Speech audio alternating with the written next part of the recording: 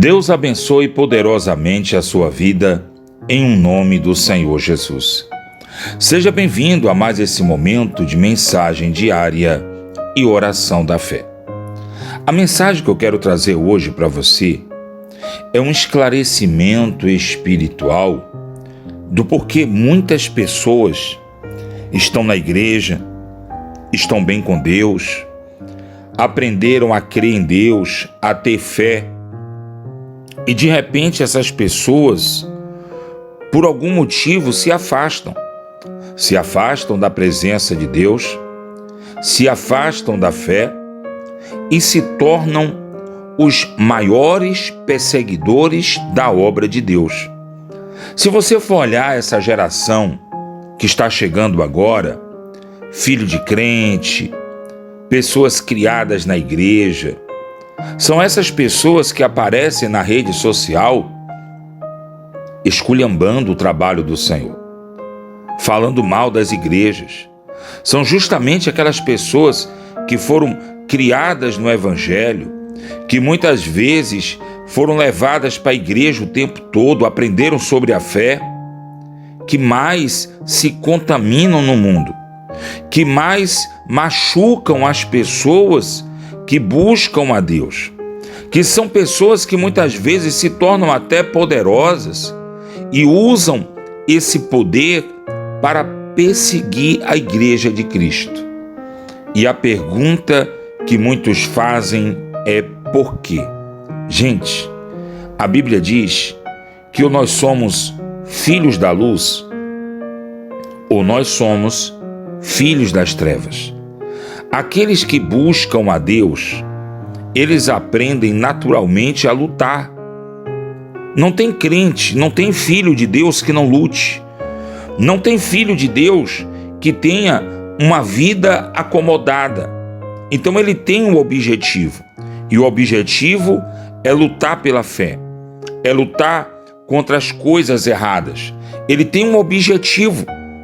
E quando ele é contaminado pelo mundo e ele perde prazer pelas coisas espirituais, ele continua lutando, mas agora contra a luz, em favor das trevas, porque para ele as coisas das trevas são mais interessantes. O que as trevas oferecem lhe agrada mais do que o que a luz oferece, porque ele não conhece o sofrimento, ele não entendeu o que é sofrer longe do Senhor. E talvez por ter passado a vida toda lutando, guerreando ou aprendendo a lutar para ser feliz como homem, para ser feliz como mulher, como marido, como pai, como esposa, como mãe.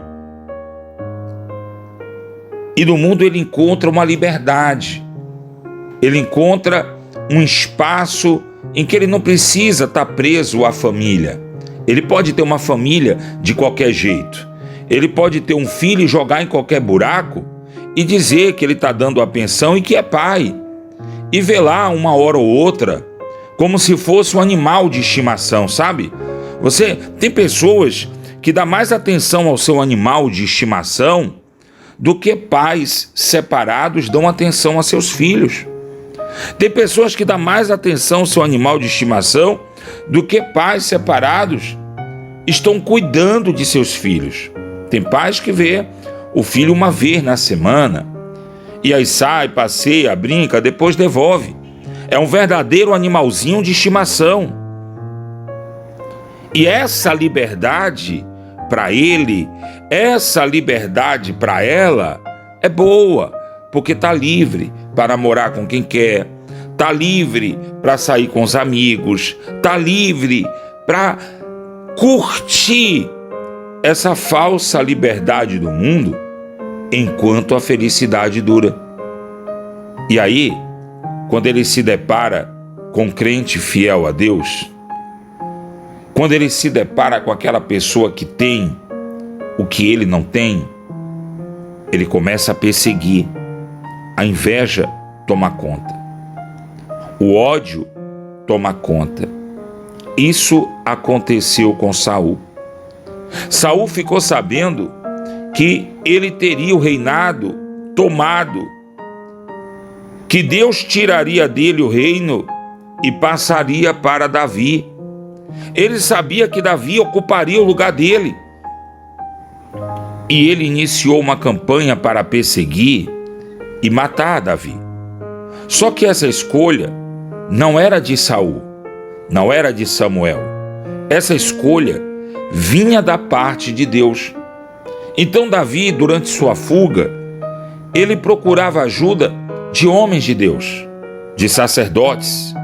Ele procurava ajuda de pessoas que consultavam ao Senhor, e essas pessoas sabiam que o melhor era ajudar Davi.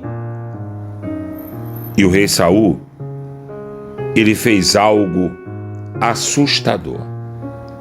O rei Saul pegou o seu exército e foi contra os sacerdotes de Deus que ajudaram a Davi, ao ponto de tentar contra a própria vida. Lá no livro de 1 Samuel, capítulo 22, 1 Samuel capítulo 22, versículo 17, quando Saul ficou sabendo que o sacerdote Aimeleque havia ajudado a Davi, ele disse o rei aos guardas: peguem a espada, matem os sacerdotes do Senhor, porque também estão de mãos dadas com Davi, e porque souberam que Davi fugiu e não me avisaram. Olha que Saul queria que os sacerdotes deixassem de fazer a vontade de Deus para fazer a vontade do rei. Tem muito pastor aí assim, né? Tem muito pastor hoje que está pregando na igreja aquilo que o governo autoriza. Tem muito pastor aí que está pregando na igreja aquilo que o governo quer. Em vez de estar de mãos dadas com Deus, estão de mãos dadas com os políticos, com a nova maneira de ser religioso. Um religioso que não pregue contra o pecado, um religioso que não pregue contra as coisas erradas, um amor que representa a união entre o santo e o profano. E aos olhos de Deus, isso não existe. E aqui tem: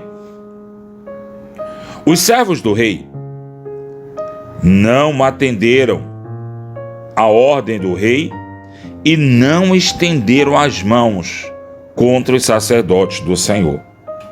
No verso 18 diz assim: então o rei falou a Doeg: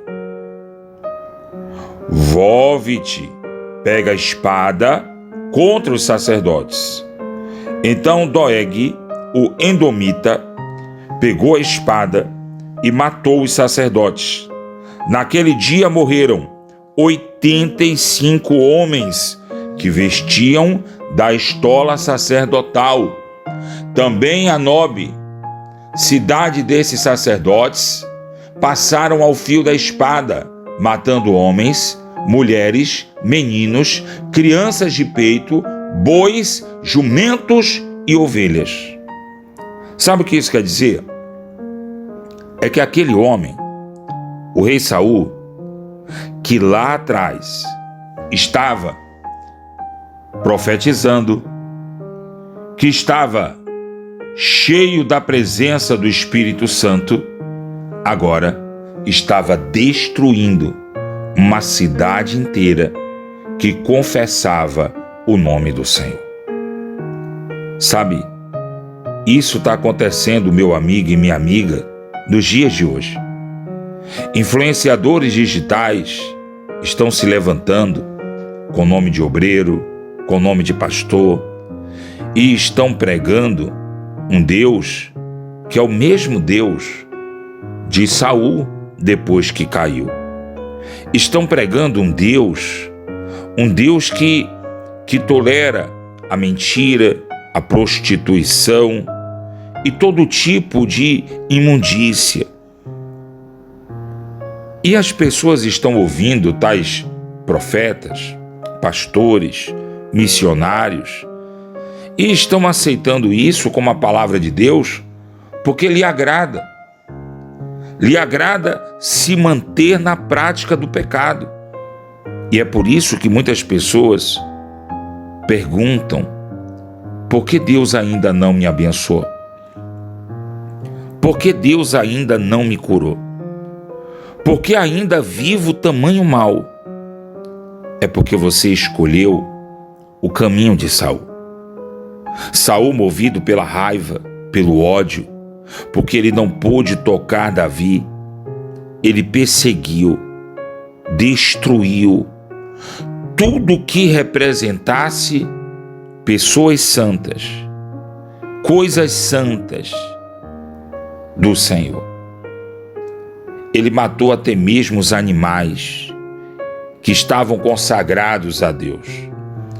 Ele matou até mesmo as crianças de colo, que representavam a inocência. Ele matou os sacerdotes que serviam na presença do Senhor.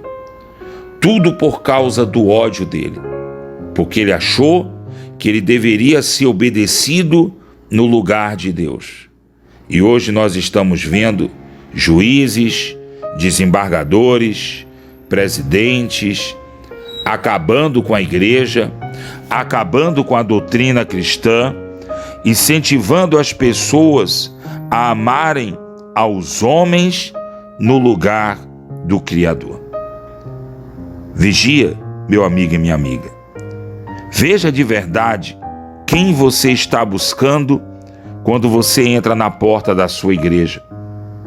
Veja de verdade quem você está seguindo quando você ouve uma mensagem na internet, no YouTube.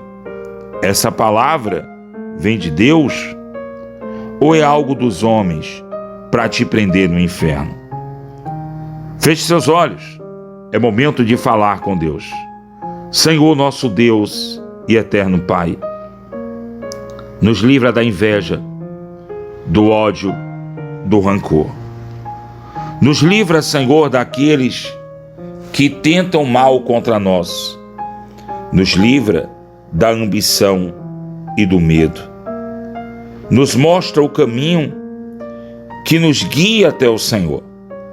Nos mostra o caminho que nos faça te agradar, para que possamos ser felizes. Lembra-te, ó Deus, que nós cremos na Tua palavra e na Tua promessa. Lembra que hoje, mais uma vez, estamos em oração, porque temos plena consciência que precisamos do Senhor. Ah, meu Deus amado e meu eterno Pai, guarda nossas vidas, nossa família. Livra cada um de nós do invejoso, do agoreiro, do perseguidor. Livra cada um de nós daqueles que tentam o mal contra nós, que nos perseguem no trabalho ou muitas vezes até em família. Seja o Senhor o nosso guarda, seja o Senhor o nosso libertador. Senhor Espírito Santo, estenda o Senhor Tuas mãos poderosas sobre nós, para curar o doente, para levantar o caído, para prosperar essa pessoa que está sofrendo a falta da renda, a falta do pão. Estenda, Senhor, Tuas mãos poderosas para trazer união para esse lar, para essa casa, trazer união para essa família. Senhor, livra-nos daqueles que se levantam com ódio, com raiva contra nós. Livra-nos daqueles que acreditam ter poder e autoridade para nos ferir. O Senhor é o nosso guarda, o Senhor é o nosso protetor, o nosso refúgio. Esteja conosco, Senhor, para abençoar todo o trabalho, toda a obra de nossas mãos. Esteja conosco para trazer união no nosso lar, na nossa casa. Não permita que a mulher estranha venha seduzir os homens da família para destruí-los. Não permita, meu Deus, Que a mulher da família se torne impura e corra para o braço de amantes. Conserva a família, estrutura o lar de cada pessoa que ora comigo. Conserva a família, estrutura o lar de cada pessoa que tem ouvido neste momento essa oração e pede a Deus conforto, consolo, segurança. Espírito Santo, eu te peço, vem agora abençoar cada homem, mulher e criança que está ouvindo esta oração.